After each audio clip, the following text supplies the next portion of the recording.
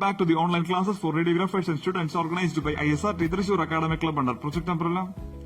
Episode 14, Anatomy for Radiographers Part 14, Axial Skeleton, Chapter 2, The Skull. Today we are going to analyze the skull exteriorly. So some normas are there. First of all, norma verticalis. When viewed from the above, the skull is oval in shape. In this view, the upper part of frontal bone is seen anteriorly, uppermost part of occipital bone posteriorly, and the parietal bones by the coronal suture. The two parietal bones are separated by sagittal suture. The lambdoid suture is situated between the parietal bones and the occipital bone. There are three sutures: coronal suture, sagittal suture, and lambdoid suture. The bregma is a meeting point between coronal and sagittal sutures, and the lambda is the meeting point of sagittal and lambdoid sutures. So three sutures and two junctions, bregma and lambda. The bregma is a site of diamond-shaped membranous gap called anterior fontanelle in the fetus. It closes 1.5 years after birth. The next norma occipitalis. This view shows a posterior part of parietal bones, the squamous part of occipital bone, and mastoid part of temporal bone. The external occipital protuberance is a median prominence. It makes the junction of head and neck. Two lines extend laterally from here, the superior nuchal lines. Third norma frontalis. Norma frontalis is roughly oval in outline. Bones are seen.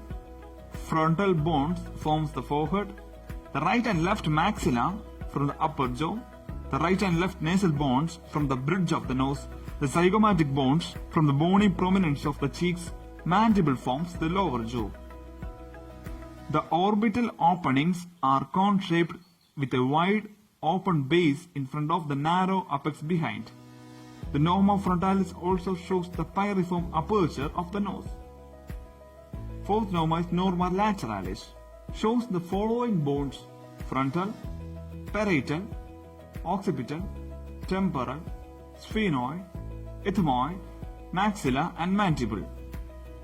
Other features: the zygomatic arc is a horizontal bar of bone on the side of the head formed by temporal process of zygomatic bone and zygomatic process of temporal bone. Once more, the zygomatic arch is a horizontal bar of bone on the side of the head formed by temporal process of zygomatic bone and the zygomatic process of temporal bone. External acoustic meatus is an opening in the temporal bone, seen just below the posterior part of zygomatic arch. The mastoid part of temporal bone is seen just behind the external acoustic or external auditory meatus. The styloid process is a long, thin projection from the temporal bone. It is directed downward, forwards, and slightly medially. Pterion is the junction of frontal, parietal, greater wing of sphenoid, and squamous part of temporal bone.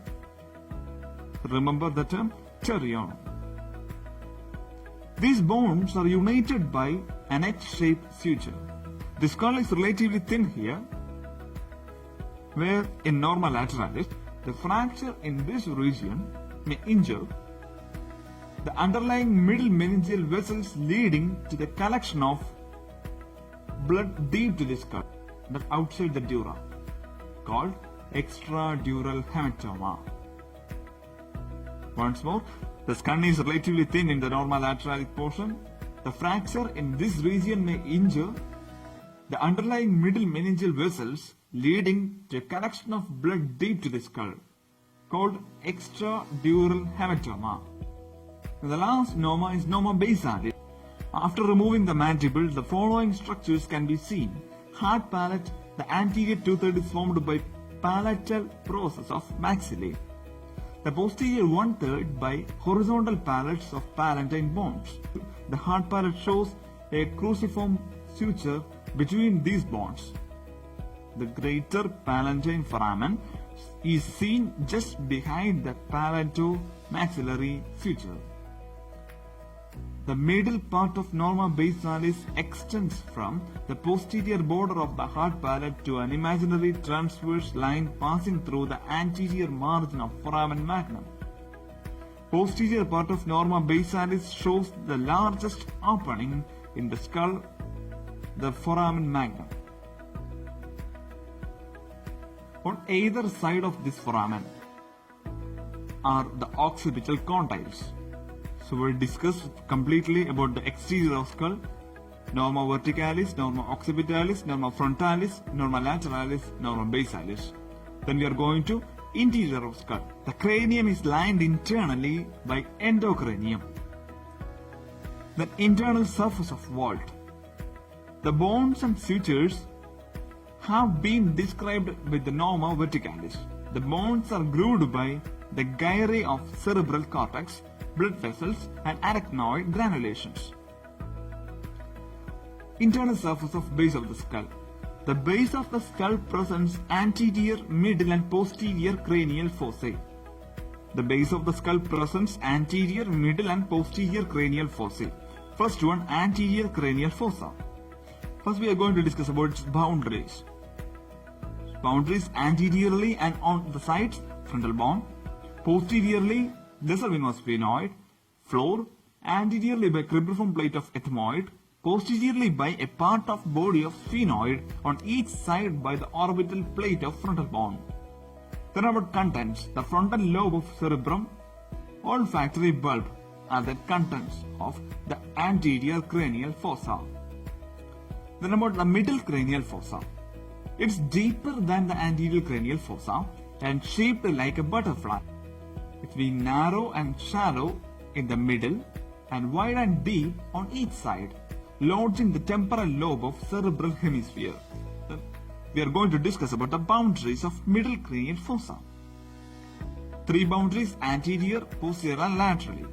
Anteriorly, posterior or lesser wing of sphenoid.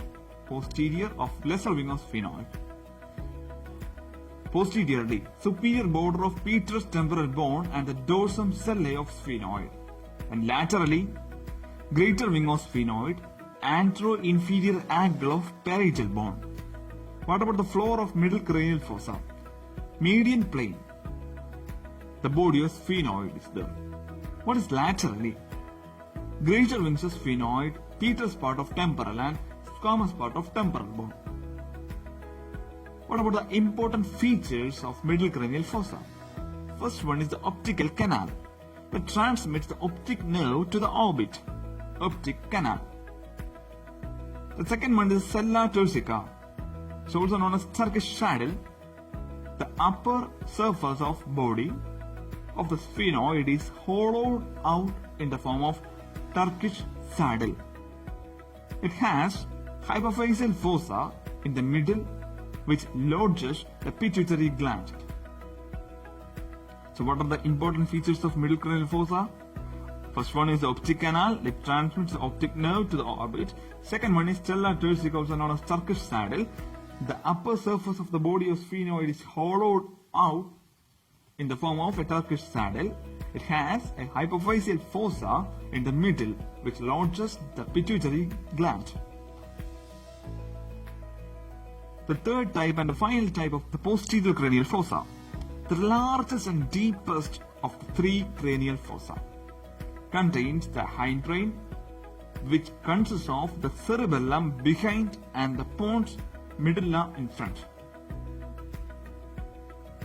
It has three boundaries: anteriorly, posteriorly and on each side. Anteriorly, the superior border of petrous temporal bone is there and the dorsum sellae of sphenoid is there. Posteriorly, squamous part of occipital bone is there. On each side, the mastoid part of temporal bone and the mastoid angle of parietal bones are there. What about its floor? Sloping area of sphenoid and occipital. Then the foramen magnum, squamous part of occipital behind. This forms the floor of the posterior cranial fossa. Laterally, condylar part of occipital is there, posterior surface of pedal temporal bone is there, mastoid part of temporal bone is there. So the inferior surface of base of the skull is discussing. Three cranial fossas are there: anterior cranial fossa, middle cranial fossa, and posterior cranial fossa. In next episode, episode 15, we will discuss about individual skull bones. It's a part of axial skeleton. This module is prepared by ISRT Thrissur Academic Club under Project Umbrella. See you again. Thank you.